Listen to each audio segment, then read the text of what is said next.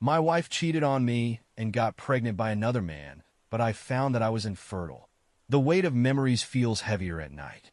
In the quiet darkness of what used to be our bedroom, I traced the outline of where her pillow once lay, wondering how something so solid could dissolve into nothing but bitter reflections. My name is Daniel, and 6 months ago, I believed I was living what most would call the American dream. Now I understand how life has a way of unraveling even the most tightly woven fabric of certainty. Sarah and I met during our senior year of college. She was studying psychology, and I was finishing my degree in financial analysis. Our first conversation happened in the campus coffee shop. She accidentally took my drink, and I took hers. We spent the next hour talking about how different our coffee preferences were, laughing about how such a mistake could happen. It felt like the universe had orchestrated this minor mix-up just to bring us together. We dated for 3 years before getting married in a small ceremony by the lake where we had our first real date. Sarah looked beautiful in her white dress, her dark hair catching the sunlight as she walked down the aisle. Our families cried, our friends cheered, and I felt like the luckiest man alive. We bought a modest house in the suburbs of Boston, close enough to the city for our careers, but far enough to start the family we both dreamed of. The first 2 years of marriage were everything I'd hoped for. We fell into comfortable routines, Sunday morning pancakes, evening walks in the nearby park, weekend trips to visit our families. Sarah's career as a counselor was taking off, and I had recently been promoted to senior financial analyst at my firm. We weren't rich, but we were comfortable, and more importantly, we were happy. Or at least, I thought we were. Our friends started having children one by one. First it was Mike and Jenny with their twins, then Tom and Laura with their little girl. Each baby shower we attended, each announcement we celebrated, carried an unspoken question between Sarah and me. We had always talked about having kids, 2 or 3, we'd said, a house full of laughter and chaos and love. But somehow we kept putting it off. Next year, we'd say, when the time is right. The pressure started building slowly. It came from everywhere. Our parents dropping hints about grandchildren during holiday dinners, friends asking when it would be our turn, colleagues sharing pictures of their growing families. Even our house seemed to echo with emptiness sometimes, its 3 bedrooms waiting to be filled with the life we had planned. I noticed subtle changes in Sarah around this time. She started spending more time at work, taking on extra clients. She said it was because she loved her job, and I believed her. Why wouldn't I? She had always been passionate about helping people. But there were moments when I'd catch her staring off in a distance during dinner, or find her crying in the bathroom for no apparent reason. When I'd ask what was wrong, she'd smile and say she was just tired, or that it had been a rough day at work. Looking back, I should have pushed harder, should have seen the signs. But hindsight has a cruel way of making everything obvious. In the moment, I was just a husband trying to support his wife, believing that whatever was troubling her would pass.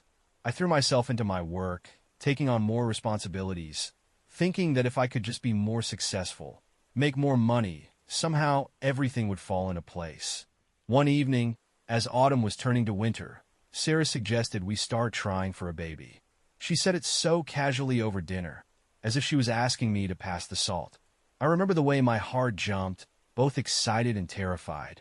We had been married for almost 3 years by then, and it felt like the right time. That night, we talked for hours about names, about how we'd decorate the nursery, about all our hopes and dreams for our future family.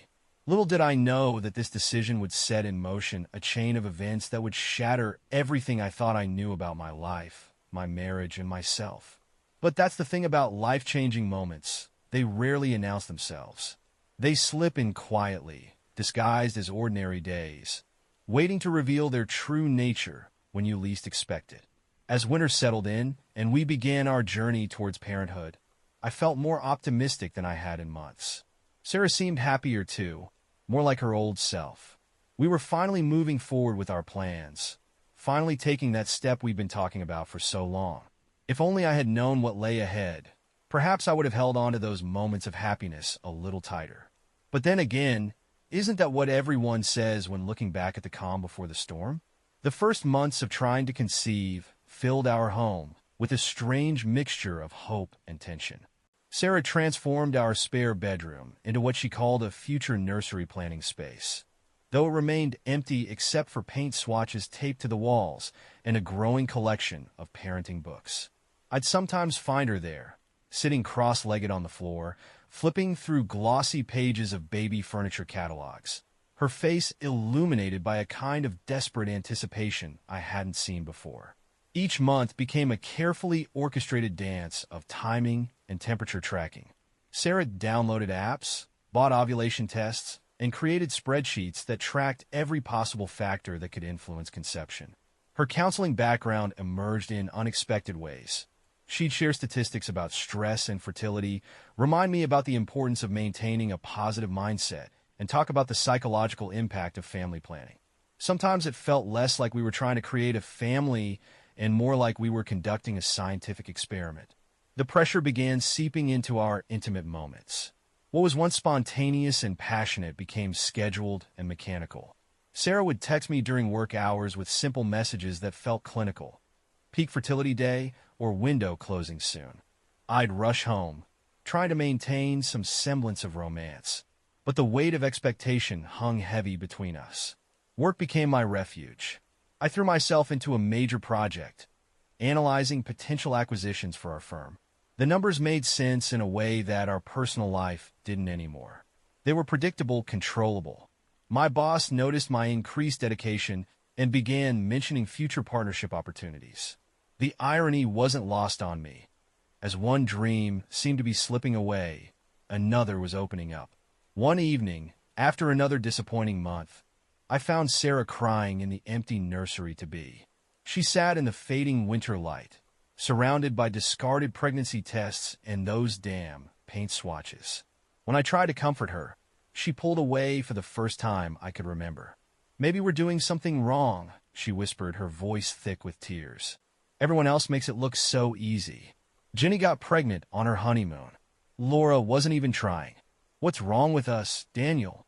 I held her then, feeling the tremors of her sobs against my chest, and promised we'd figure it out together. We scheduled appointments with fertility specialists, underwent initial testing, and waited. The waiting was the hardest part, waiting for results, waiting for the right time of the month, waiting for our life to begin the way we'd planned. Sarah's behavior began to shift during this period. She started working later hours, claiming she needed to make up for all the time she'd taken off for doctor appointments. Her phone became a constant companion, and she'd step out of rooms to take calls. At the time, I attributed it to stress, to her way of coping with our struggles. She'd always been private about difficult emotions, preferring to process things on her own before sharing them with me. One night, as March winds howled outside our window, Sarah suggested we take a break from actively trying. "Just for a month or two," she said, stirring her untouched dinner around her plate, "to remember what it's like to be us again."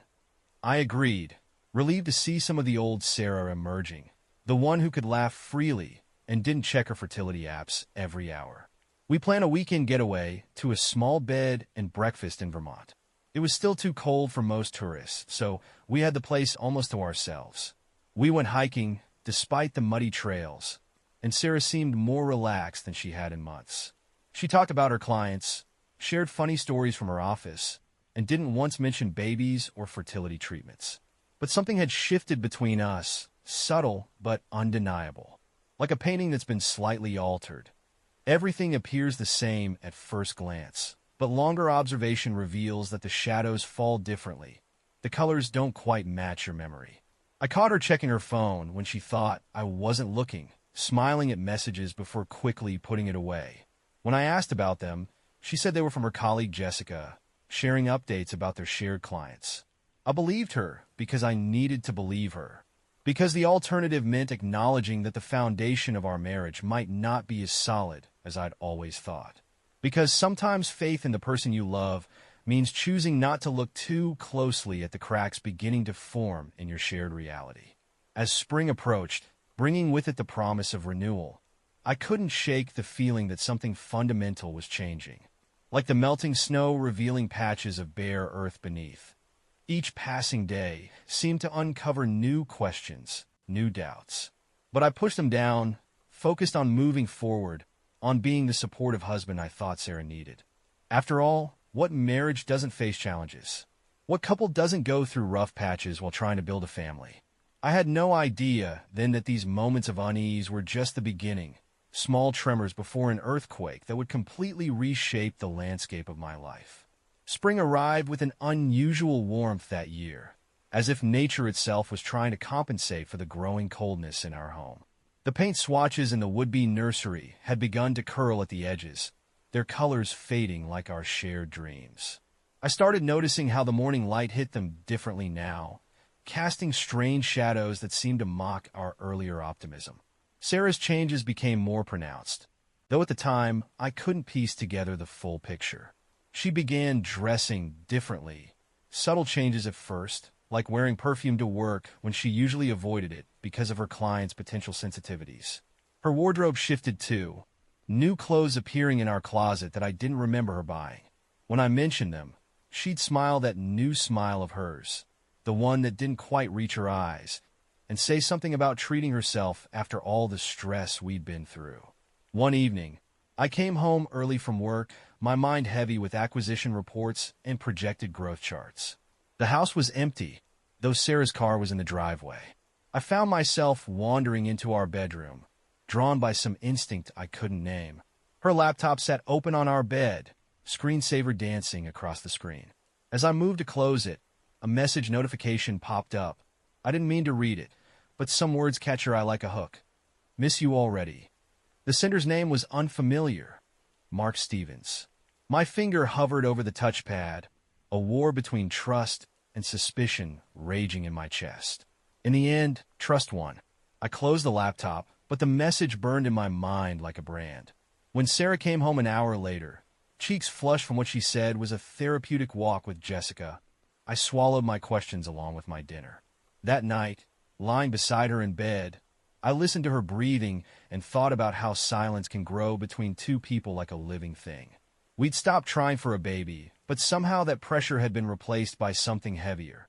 Unspoken words that hung in the air between us, questions I was afraid to ask, answers she seemed unwilling to give. Work became more than a refuge. It became an obsession. I volunteered for extra projects, stayed late reviewing files, anything to avoid the hollow echo of our home. My boss assigned me to investigate a series of small businesses for potential acquisition. Among them was a private investigation firm that specialized in corporate surveillance. Something about their file caught my attention, perhaps the way they detailed their methods, their ability to uncover hidden truths. I found myself reading their case studies long after I should have moved on to other prospects. Sarah's phone became a constant source of soft chimes and vibrations. She kept it face down now, something she'd never done before. When it would buzz during dinner, she'd glance at it quickly, then return it to its reverse position without responding. Work never stops, she'd say with a shrug, but there was a new tension in her shoulders when she said it. One Saturday morning, I woke to find her side of the bed empty. This wasn't unusual lately. She'd taken to early morning runs, another new habit. But something made me get up and look out the window. Her car was gone. When she returned 2 hours later with coffee and bagels, her hair was perfectly styled, her makeup fresh. No sign of a workout, no gym bag in sight. She kissed my cheek, the scent of her new perfume lingering in the air, and said she'd grabbed breakfast with Jessica after their run. Jessica. The name had become a talisman, an explanation for every unexplained absence, every late night, every weekend meeting. I'd met Jessica several times over the years, a quiet, married therapist who specialized in couples counseling. But lately, whenever I suggested we all get together for dinner, Sarah would find a reason why it wouldn't work. That evening, I found myself in our home office, staring at Sarah's planner she'd left open on the desk.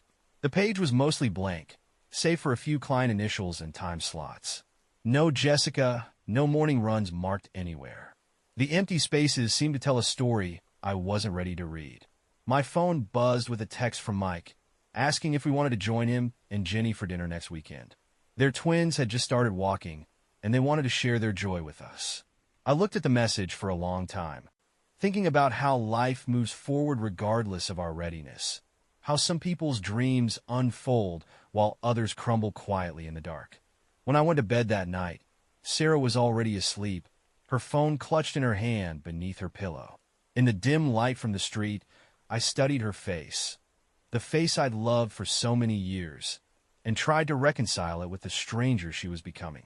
The distance between us felt vast enough to swallow galaxies, yet she lay close enough for me to count her eyelashes. I didn't know then that sometimes the deepest betrayals come wrapped in the most familiar packages, that trust, once broken, spreads cracks through every memory like ice fracturing beneath your feet. All I knew was that something was shifting, transforming, and I was standing at the edge of a truth I wasn't sure I was ready to face. Memory plays strange tricks when trust begins to fray. Sitting in my office one rainy April morning, I found myself replaying moments from the past months, each one taking on new shadows, new meanings. The coffee shop where I'd seen Sarah last week, laughing with someone just out of view through the window. The quick closing of her laptop whenever I entered our bedroom. The way she'd stopped sharing stories about her clients, those little snippets of other people's lives that used to fill our evening conversations. The acquisition reports on my desk blurred into meaningless numbers as my mind wandered to the night before. Sarah had been on her phone in the kitchen, smiling at the screen in that private way people reserve for intimate conversations. When she noticed me standing in the doorway, her shoulders tensed, and she quickly switched to her email app. A casual gesture, perhaps, but it felt like watching a door close between us. "Just checking tomorrow's schedule," she'd said, but her voice held that slight tremor I'd begun to recognize, the one that appeared whenever her words didn't quite match reality. Like ripples on still water, these small disturbances had started to form patterns I couldn't ignore. My colleague James stopped by my desk around lunch, dropping off more files for review. He paused, studying my face with the kind of concern that made me wonder what he saw there. "You okay, man? You've been staring at the same page for 20 minutes. I forced a smile, one I'd been practicing lately. "Just tired. Haven't been sleeping well." "Yeah." He settled on the edge of my desk, his voice dropping. "Listen, I don't mean to overstep, but I went through something similar with my first wife. Sometimes you can feel things changing before you can explain why." The words hit me like a physical blow. Was I that transparent? Or was I just another version of a story that repeats itself in offices and homes across the city? The husband who's last to know? That evening, I found myself parked outside Sarah's office building after work. I hadn't planned it. My car seemed to turn here on its own, guided by some instinct I wasn't ready to acknowledge. The lights were still on in her second-floor window, though it was past her usual hours. I watched shadows move across the blinds, trying to convince myself I was being paranoid. A man emerged from the building's main entrance, his figure familiar in a way I couldn't place. He looked up at Sarah's window, phone in hand, before walking to his car. Minutes later, her office went dark. When Sarah came out, she paused, scanning the parking lot in a way she never had before. I slid lower in my seat, shame burning in my chest. What had I become? A man who spies on his own wife? At home, Sarah moved through our evening routine with practiced ease. But there was a new awareness in her movements, as if she was constantly anticipating something. She mentioned a new client, a successful businessman going through a divorce. And for the first time, I wondered if her clients were all who they claimed to be. Later, I found myself in the empty nursery again, sitting in the dark. The paint swatches had become like tombstones for our unborn hopes. A notification lit up my phone, an email from that private investigation firm I'd reviewed. They'd sent additional materials about their services, including personal investigation packages. My finger hovered over the delete button, but I couldn't bring myself to press it. Sarah appeared in the doorway, a silhouette against the hallway light. "What are you doing sitting in the dark?" "Just thinking," I replied, quickly locking my phone screen. She didn't step into the room. Instead, she lingered in the doorway, as if the space between us was a physical boundary she couldn't cross. "I'm heading to bed early. I have a morning meeting." I nodded, noting how she didn't specify with whom or where. These omissions had become the punctuation marks of our conversations, the spaces between words carrying more weight than the words themselves. That night, I lay awake listening to the spring rain against our windows, each drop an echo of the questions I couldn't voice. Sarah's breathing beside me was too measured, too careful to be natural sleep. In the dark, we were both pretending. Me pretending I didn't notice her gentle reach for her phone to check messages she thought I couldn't see. Her pretending she wasn't pulling away from the life we'd built together. The rain continued its steady rhythm, a soundtrack to the unraveling of everything I thought I knew about love and trust. Somewhere between midnight and dawn, I made a decision. If Sarah was living a double life, I needed to know. Not just for my sake, but for the sake of the truth we'd once promised to always share. The private investigation firm's email sat unopened in my inbox, a Pandora's box waiting to release whatever truths or horrors lay within. Morning would come soon enough, bringing with it choices that would change everything. But for now, I let the rain wash over our house, over our marriage, over the fragments of trust still glinting in the dark like broken glass, waiting to cut whoever tried to pick up the pieces. Sleep became a distant memory as I dove into the world of corporate acquisitions with renewed intensity. The private investigation firm's file lay open on my desk like a constant reminder, their methods and approaches burning into my consciousness. Each page detailed ways of uncovering hidden truths, of pulling back veils people create to hide their secrets. My hands would shake slightly whenever I read through their case studies, recognizing patterns that felt too familiar, too close to home. The firm's owner, Richard Coleman, reached out personally after I requested additional information about their services. His email was professional, but carried an undertone of understanding that made my stomach clench. Sometimes, Mr. Morrison, the hardest part is admitting we need answers. The second hardest part is living with those answers once we have them. I found myself studying Sarah's routines with the detached precision of someone cataloging evidence. The way she'd started taking her work laptop home every day, though she'd never done so before. How her phone now had a new password that wasn't our anniversary date.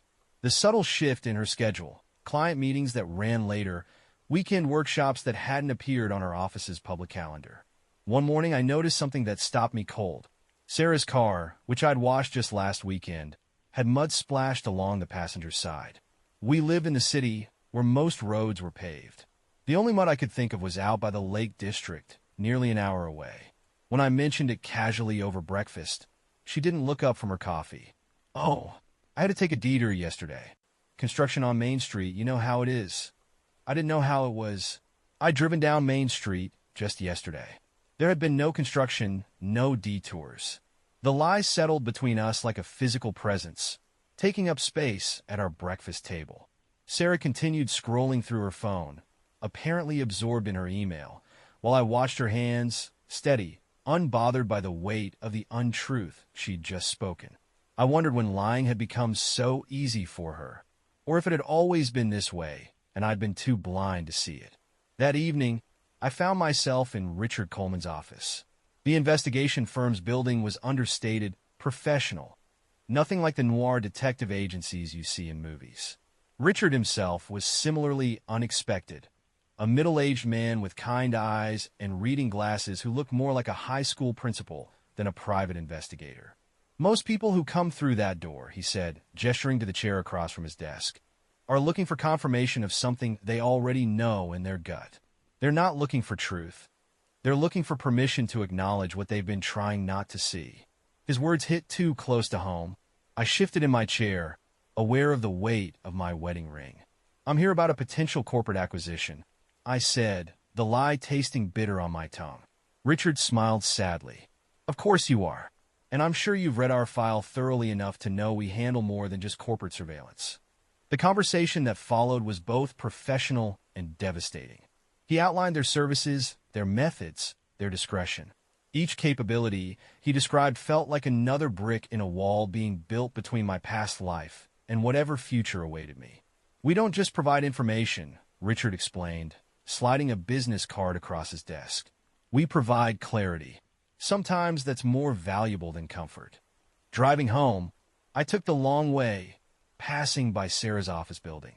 The lights were off, but her car was still in the lot. It was 7:30 p.m. Her last client should have ended at 6. I parked across the street, watching the building's entrance, hating myself for what I'd become, but unable to stop. At 8:15, she emerged, but not alone. A man walked close beside her, tall, well-dressed, his hand hovering near the small of her back in a gesture that spoke of intimacy. They paused by her car, talking in the gathering darkness. Even from this distance, I could see Sarah's smile, bright, unguarded, real in a way I hadn't seen in months. The man reached out, brushing something from her hair. Such a small gesture, but it shattered something inside me.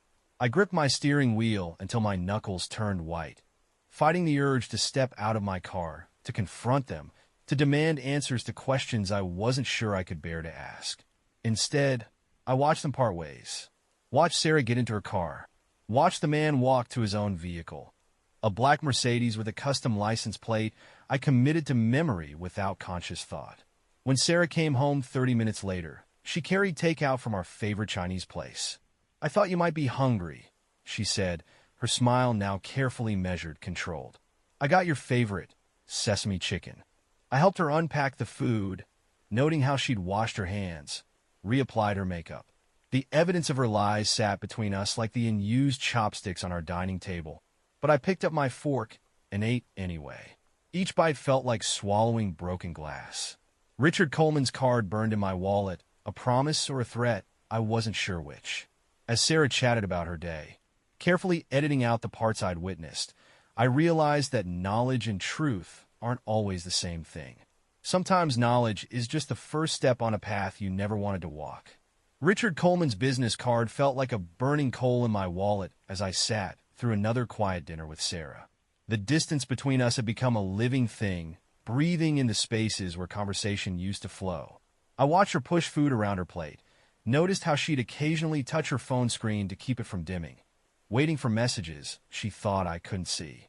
The Mercedes man's face haunted me, not because he was particularly remarkable, he wasn't, but because of how ordinary he looked. How could someone so average be dismantling my life piece by piece? I'd memorized his license plate, KLS 4891. Each night, I repeated it in my head like a twisted lullaby, wondering if those letters and numbers held some significance I couldn't grasp. That Thursday, I made my first official move. Richard's team began their surveillance, documenting Sarah's movements with clinical precision. Each report landed in my secure email like a poisoned arrow, each photograph a new wound. Sarah leaving her office at odd hours. Sarah meeting the Mercedes man at a cafe across town. Sarah laughing, touching his arm, looking at him the way she used to look at me. The worst part wasn't the evidence of betrayal. It was remembering how she'd come home those same evenings, slipping into our life as if nothing had changed. She'd ask about my day, share sanitized versions of hers, play the role of devoted wife while wearing another man's secrets like invisible perfume. One evening, I found her in our bathroom, staring at herself in the mirror. Something in her expression made me pause in the doorway, a mixture of guilt and defiance that vanished the moment she noticed my reflection behind hers. "I'm thinking of getting my hair cut," she said, running her fingers through her dark waves. Something different. I wondered if the Mercedes man had suggested it, if he'd mentioned preferring shorter hair. The thought made me grip the doorframe harder. "I like it the way it is," I heard myself say, my voice steady despite the tremor in my chest. She met my eyes in the mirror. For a moment, something flickered there, regret, perhaps, or fear. Then she smiled, that new smile of hers, the one that never reached her eyes. Maybe that's why it's time for a change. The surveillance reports grew thicker. Richard's team was thorough, professional. They tracked the Mercedes man too. His name was Mark Stevens, a corporate lawyer who specialized in family law. Divorced twice, no children. Member of an exclusive country club where he spent most weekends. The kind of man who wore success like a second skin. I found myself studying Mark's photos, looking for what Sarah saw in him. Was it his confidence? The way he carried himself like someone who had never doubted his place in the world? Or was it simpler than that? Was he just an escape from the weight of our failing attempts at parenthood, our shared disappointments? The nursery remained untouched, a museum of abandoned hopes. The paint swatches had fallen one by one, leaving pale rectangles on the walls like ghostly windows. Sometimes I'd find Sarah there, standing in the doorway with an expression I couldn't read. When I'd approach, she'd walk away, leaving behind the scent of her new perfume, a fragrance I'd learned she'd started wearing the same week she first met Mark. One night, I woke to find Sarah's side of the bed empty. Her phone lay on the nightstand, face down as usual. Something about the moment, the silvery moonlight, the hollow silence of our home, the weight of all my suspicions, made me reach for it. The password had changed again, but I knew this one. I'd watch her fingers move across the screen too many times not to notice the pattern. Mark. My hands trembled as I opened her messages. There he was at the top of her recent contacts. MS work. Simple, almost insultingly obvious. The messages stretched back months, each one a new crack in the foundation of our marriage. Miss you already. Can't wait for tomorrow. This weekend was perfect. If only. I scrolled until I couldn't bear to read more, each message burning itself into my memory. When I heard the toilet flush down the hall, I quickly replaced the phone, exactly as she'd left it. Sarah slipped back into bed, her body careful not to touch mine. In the darkness, I listened to her pretend to sleep, wondering how many nights she'd laid here thinking of him, planning their moments together, crafting the lies that would give her freedom to pursue her other life. The space between us and our bed felt infinite, a galaxy of unspoken truths and carefully constructed deceptions. Morning would come, and with it another day of pretending. Another day of watching her check her phone when she thought I wasn't looking, of knowing she was counting the hours until her next meeting with Mark, of feeling our life together dissolving like sugar in rain. But for now, I lay in the dark, holding the weight of knowledge like a stone in my chest, understanding finally that sometimes the hardest truths are the ones we've known all along but refuse to name. The weight of unspoken words began to alter the physical space of our home. Each room held memories that now felt tainted, rewritten by the knowledge I carried. The kitchen where we used to dance while making Sunday breakfast became a stage for her performed domesticity. The living room couch where we'd spent countless evenings planning our future now seemed to hold the indent of her body as she texted him, thinking I was too absorbed in work to notice. Richard's reports had become a daily ritual, each one more detailed than the last. The photographs showed a story I couldn't stop watching unfold. Sarah and Mark meeting at a small Italian restaurant in the next town over, their hands brushing across the table. Sarah slipping into his Mercedes in the parking garage of her office building. Their lingering goodbye kisses, stolen in moments they thought were private. But it was the small details that cut the deepest. The way she'd laugh at something on her phone, a genuine, unguarded laugh I hadn't heard at home in months. The careful way she'd choose her outfits on certain mornings, those days now marked in my mind as Mark days. The new jewelry she'd started wearing, subtle pieces I hadn't given her. One evening, I found myself standing in our closet, running my fingers over her clothes. A red dress I'd never seen her wear hung at the back, tag still attached. The receipt fell from the pocket, dated 3 weeks ago, the same day she'd claimed to be at a therapy workshop. The price made me wince, more than she'd ever spent on clothing during our marriage. Was this who she was now? Or had I never really known her at all? Sarah's voice startled me from my thoughts. "What are you doing?" I turned to find her watching me from the doorway, her expression a mixture of suspicion and something else. Fear, perhaps. The red dress hung between us like a confession. Just organizing, I lied, matching her skill for deception. Spring cleaning. Her eyes flickered to the dress, then back to me. "I can explain that. Can you?" The words came out softer than I intended, heavy with all the questions I wasn't asking. She stepped into the closet, her movements careful, measured.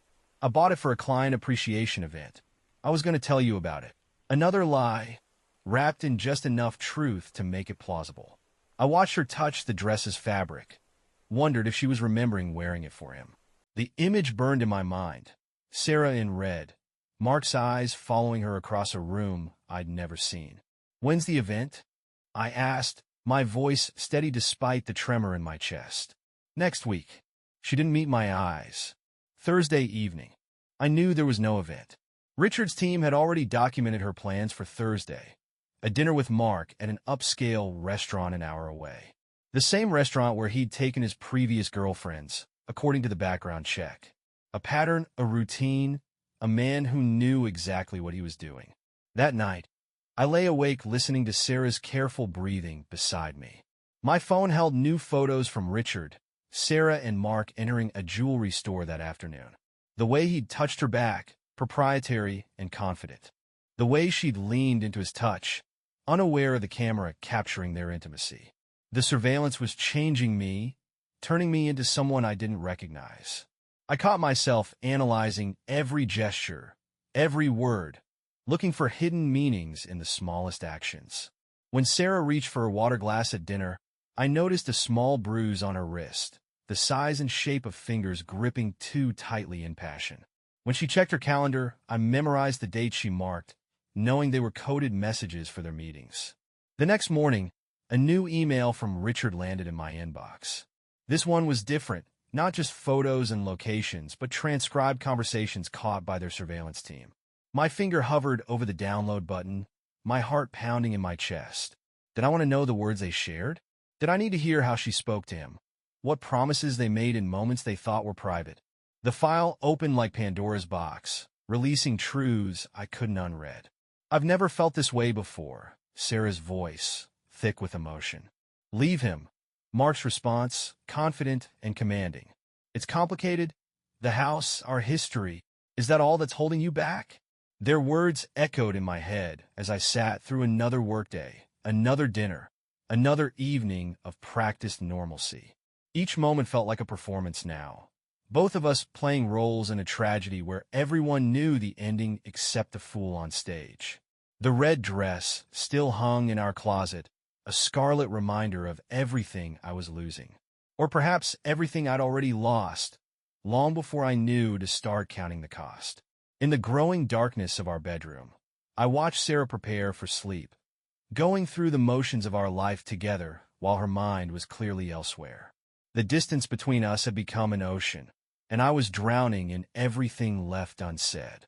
The revelation came on an ordinary Tuesday morning, the kind of spring day that promises renewal but delivers devastation instead. I found the test hidden in the bathroom trash, wrapped carefully in toilet paper like a secret too precious to be discovered.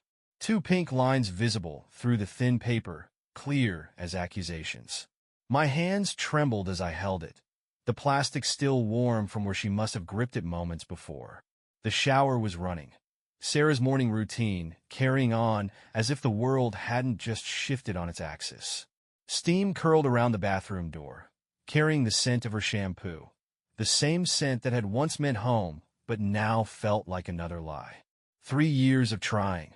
3 years of negative tests, of scheduled intimacy, of watching hope drain from Sarah's eyes month after month.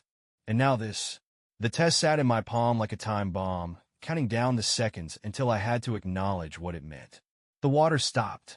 I heard Sarah's movements behind the shower curtain, the familiar sounds of her post-shower routine.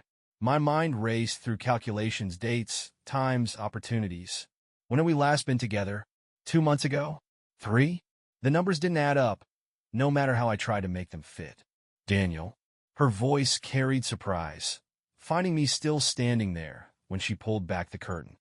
I thought you'd left for work already. The test felt heavy in my hand as I turned to face her.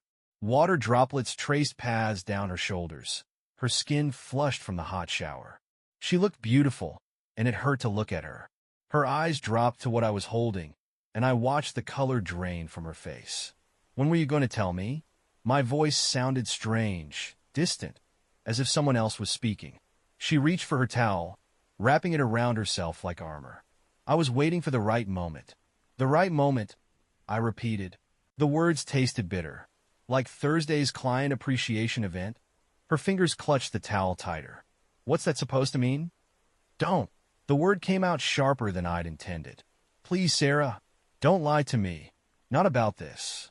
Steam continued to fill the bathroom, making the air thick and hard to breathe. Or maybe that was just the weight of the truth finally settling between us. Sarah's face cycled through emotions, fear, guilt, defiance. "How long have you known?" she whispered. "About the pregnancy?" "About 10 minutes." I set the test down on the counter carefully, as if it might explode. "About Mark?" "Longer." The name hung in the air like smoke. Sarah's breath caught, a small sound that might have been a sob or might have been relief. Her hand moved instinctively to her stomach, a gesture so maternal, so protective, it made my heart crack. "I need you to say it," I said, my voice barely audible over the hum of the bathroom fan. "I need to hear it from you." Sarah met my eyes in the mirror, her reflection fractured by tears. "Yes," she said. "It's Mark's." The confirmation shouldn't have hurt as much as it did. After all, I'd known. The surveillance photos, the messages, the lies, they'd all been leading to this moment. But knowing something in your head and hearing it spoken aloud are different kinds of pain. How? The question encompassed everything. How could she do this? How long had it been going on? How had we ended up here? She sank down onto the closed toilet lid, her wet hair dripping onto her shoulders. "It wasn't supposed to happen like this," she began, but I cut her off. "Like what, Sarah? Was there a better way to destroy our marriage? A more convenient time to throw away 8 years? "You don't understand," she said, her voice breaking. "After all the trying, all the disappointments, I felt like I was failing you, failing us. Mark was he was there, he listened, he didn't look at me like I was broken, so you slept with him." The words came out flat, emotionless. "You let him." I couldn't finish the sentence. The image of them together, creating something we'd failed to create, was too much to bear. The bathroom suddenly felt too small, too intimate a space to hold this conversation. "I need to go," I said, turning toward the door. "Daniel, wait." Sarah reached for me, but I stepped back. "We need to talk about this. About what happens next. What happens next." As if there was a protocol for the situation, a guidebook for how to handle learning your wife is carrying another man's child after years of trying to start a family together.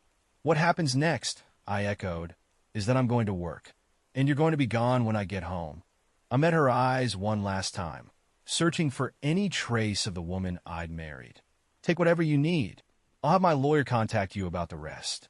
I walked out of the bathroom, out of our bedroom, out of the life we'd built together. Behind me, I heard Sarah begin to cry, deep, racking sobs that followed me down the hallway. My feet carried me past the nursery, its empty walls now a monument to everything we'd lost. The morning sun streamed through our front windows as I left, casting long shadows across our perfectly maintained lawn. Somewhere in the house, Sarah was still crying, but all I could hear was the sound of my own heartbeat, steady and relentless, counting out the seconds of a future I never saw coming. The office became my sanctuary in the days that followed. Numbers didn't lie, spreadsheets didn't hide affairs, and financial reports never carried another man's child. I buried myself in work, letting the familiar rhythm of analysis dull the constant ache in my chest. But even here, reminders of Sarah lurked in unexpected places. The family photo I still hadn't removed from my desk, the emergency contact form with her name carefully printed in blue ink, the gold band on my finger that felt heavier with each passing hour.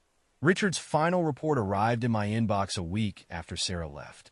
I'd asked him to dig deeper into Mark Stevens' background, not sure what I was hoping to find. Maybe evidence that he was as broken as I felt, or proof that he didn't deserve the life he'd stolen from me. The file was thicker than usual, marked confidential in bold red letters.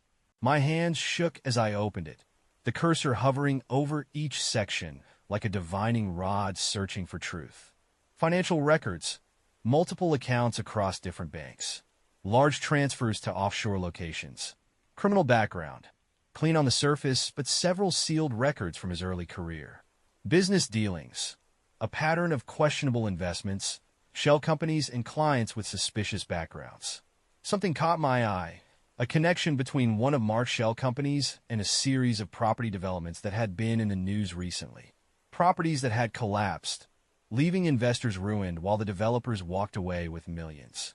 The same pattern repeated across different states, different years, but always with the same shadowy players involved.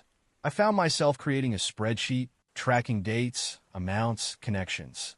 The analyst in me took over, finding comfort in the methodical unraveling of someone else's deception.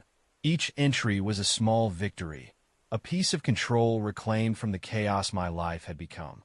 The doctor's appointment card fell out of my wallet as I reached for a business card. The fertility specialist we'd seen months ago. I stared at it, remembering how hopeful we'd been, how Sarah had squeezed my hand in the waiting room. The results had been inconclusive then. More tests needed, they'd said. Something nagged at the edge of my mind. I called the clinic, using our insurance information to access my records. The receptionist was apologetic but clear. My last test results had come back months ago. Complete infertility. No chance of natural conception. They'd left messages. Multiple messages. Sarah had been the one to check our answering machine. The realization hit me like a physical blow. She'd known. All this time, she'd known I couldn't father children. Had that been what drove her to Mark? Or had she already been seeing him? Their affair providing a solution to a problem I didn't know existed? I sat in my darkened office long after everyone else had gone home. The evidence of both betrayals spread across my desk like tarot cards revealing a future I never wanted to see. The fertility report lay next to Mark's financial records, two different kinds of devastation competing for my attention. My phone buzzed, a text from Sarah. We need to talk about the house. And everything else? Everything else. Such a small phrase to encompass such enormous pain. I thought about the nursery we'd never use, the dreams we'd painted on those walls. Now I understood why she'd been so eager to start trying for a baby after years of delays. She'd needed a cover story, a way to explain a pregnancy that couldn't possibly be mine. The pieces fit together with a terrible clarity. Sarah's increased emotional distance, her sudden interest in starting a family, her careful management of our medical information, all orchestrated to conceal the truth about my infertility while pursuing her relationship with Mark. But Mark's secrets offered a different kind of opportunity. In the sterile light of my office, surrounded by evidence of financial fraud and carefully constructed deceptions, I felt something shift inside me. The pain didn't lessen, but it transformed, hardening into something sharp and purposeful. I reached for my phone, scrolling to Richard's number. The investigation hadn't just given me answers about my marriage. It had given me a weapon. Mark Stevens, the successful lawyer with the perfect life and my wife's heart, had built his empire on quicksand. And I had proof. The cursor blinked on my screen, waiting beside an empty email addressed to the Securities and Exchange Commission. One click would start an avalanche that would bury Mark's carefully constructed life beneath years of fraud and financial crimes. It wouldn't undo Sarah's betrayal or heal what was broken inside me, but it would ensure that the man who took everything from me would lose everything in return. My finger hovered over the mouse, the weight of the decision pressing down like stone. In the reflection of my darkened monitor, I could barely recognize myself, this harder, colder version of the man Sarah had married. But then, maybe that man had died the moment I found that pregnancy test, and this was who I had to become to survive what came next. Light filtered through the blinds of my office, casting prison bar shadows across the evidence I'd gathered against Mark Stevens. Dawn had crept up while I sat there, wrestling with the weight of what I was about to do. My fingers still hovered over the mouse, the cursor blinking beside the send button that would launch an SEC investigation into Mark's empire of lies. The irony wasn't lost on me. How Sarah and Mark's deception had led me to uncover an even greater web of lies. The financial documents scattered across my desk told a story of calculated fraud. Investors ruined, lives destroyed, all while Mark played the successful lawyer, seducing my wife with his carefully constructed image of success. My phone lit up with another message from Sarah. Please, Daniel, we need to talk about this. About the baby. The words blurred before my eyes, mixing with the figures on the fraud reports until they became a kaleidoscope of betrayal. The baby. Mark's baby. The child that should have been ours could never have been ours because of a truth Sarah had hidden from me. I thought about the nursery at home, its walls still bearing those faded paint swatches like bruises. How many nights had Sarah stood there, knowing I was infertile, planning her future with another man? The pain of it twisted in my chest, transforming into something harder, more resolute. The evidence was irrefutable.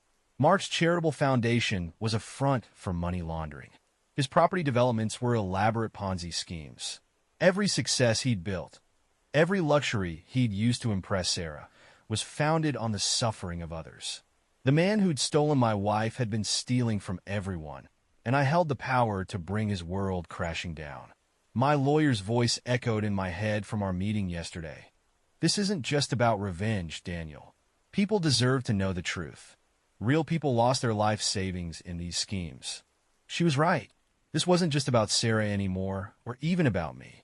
It was about justice, about consequences, about making sure no one else would fall victim to Mark Stevens' carefully crafted lies. I clicked send.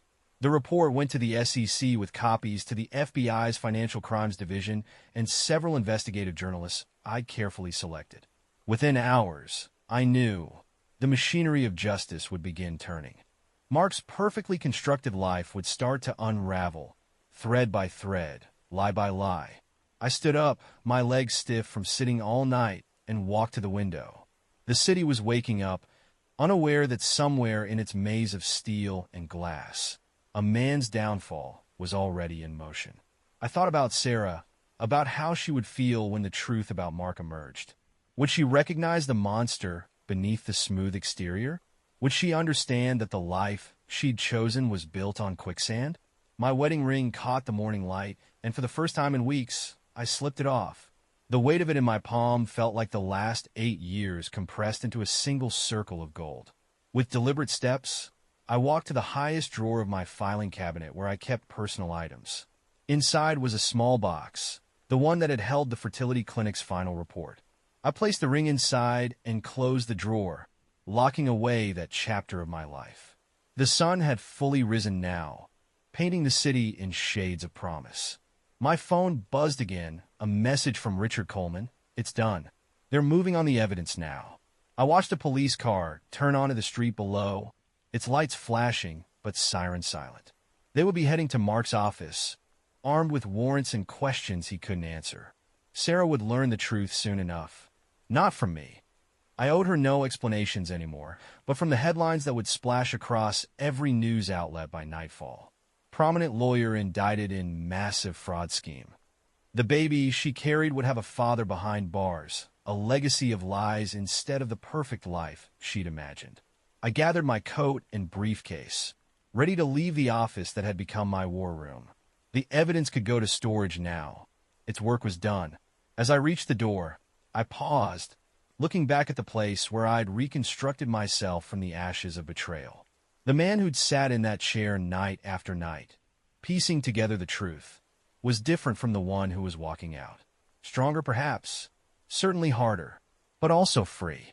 Outside, the morning air carried the scent of spring, of renewal and possibility. I thought about the nursery at home, how I would paint over those faded swatches this weekend, reclaiming the space for whatever future lay ahead. The pain wasn't gone, might never fully disappear, but it had transformed into something useful, something that had served a greater purpose than mere revenge.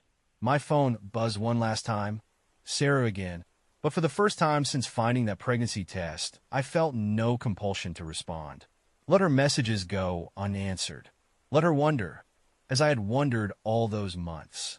The truth would reach her soon enough, and in its wake, she would understand that actions have consequences, that lies, no matter how carefully hidden, eventually come to light. I walked to my car, each step feeling lighter than the last. Behind me, the sun climbed higher, burning away the morning mist, illuminating a world that seemed, somehow, more just than it had been yesterday. The future stretched ahead, uncertain but unburdened by deception.